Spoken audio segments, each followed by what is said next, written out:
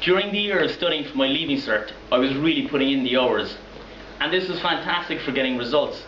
But one of the things that really bothered me was the fact that it seemed that the more that I put in the hours, the more my social skills and conversational skills deteriorated.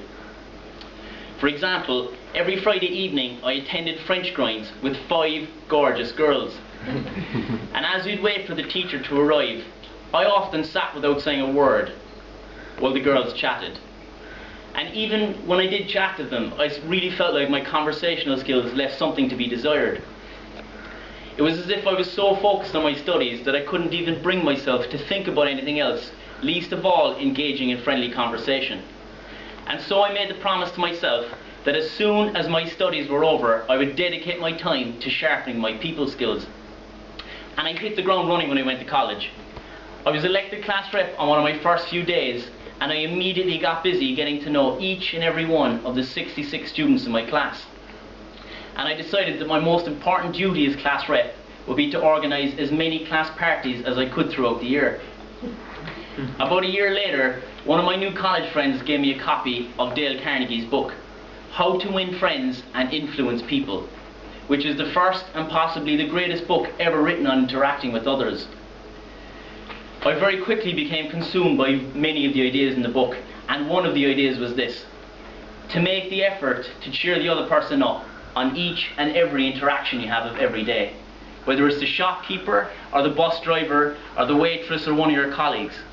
The suggestion was to crack a joke, to entertain them, or to brighten their day in some way. And so I started smiling more and being extra jovial with the ladies in the canteen in college.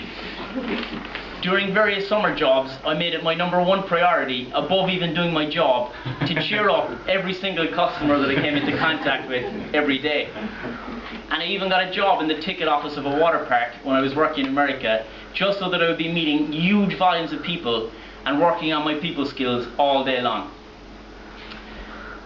I experienced one of the best first impressions that anyone ever made on me several years ago when I was introduced to Micheál Martin. Now, I don't know anything about politics, but Micheál Martin's energy and enthusiasm blew me away. I was stunned for a few minutes, and I spent the rest of the day thinking back and asking myself, have I met the guy before? Because while he was talking to me, it seemed as if he knew me, and he was genuinely incredibly interested in what I was doing and how I was getting on. When you meet somebody who makes a really big impact on you, and who seems to be extra charming, I believe that it's no accident that they became that way. Making a really big impact on people requires the habits of greeting people with enthusiasm and shaking their hands, and it takes a lot of discipline to really hone those skills. But skills and habits alone merely describes the mechanics of meeting others, and there is certainly more to it than that. When it comes to the most charming people of all, there is almost an element of magic behind them. The real charmers are confident. The real charmers are genuine. The real charmers are happy. And most importantly of all, the real charmers have a sincere love of other people. Some of you here might have a fear of meeting others for the first time. You might worry that you'll freeze up, or that you just won't know what to say. But in my own experience, the words don't even really matter. For one of my first ever summer jobs, I was collected each morning by a gentleman who was near retirement. I had a lot of respect for the guy, so I was often very shy in the car on the journey to work with him. But I'll never forget his words of wisdom. Any morning that I was being particularly quiet, he would turn to me and say, "It doesn't matter what you say, Tim. Just say something. Say anything at all, just talk away."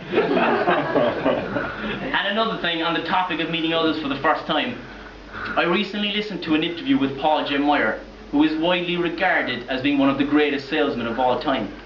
And in the interview, Paul was asked, after he's been rejected a number of times, does it affect him when he goes to visit his next prospect? And this was Paul's answer: "I'm what you might call an inverse paranoid. I just believe that everybody in the world is out to get me and to help me do whatever it is that I want to do. I believe that everybody wants to be my customer and everybody wants to be my partner. And when I approach the door of a new prospect, I visualize a red carpet rolled out and 2 trumpeters on either side. And the person waiting inside not only wants to do business with me, but they want to be my friend. In summary, after being committed to making an impact on the people I meet for about 10 years now, I am fully convinced of the benefits. There is nothing that I enjoy more than brightening a stranger's day and seeing the smile in their face. There is nothing that I enjoy more than making the kind of impact on someone that they've never experienced before. If you can keep making that kind of impact, you will always attract amazing people into your life.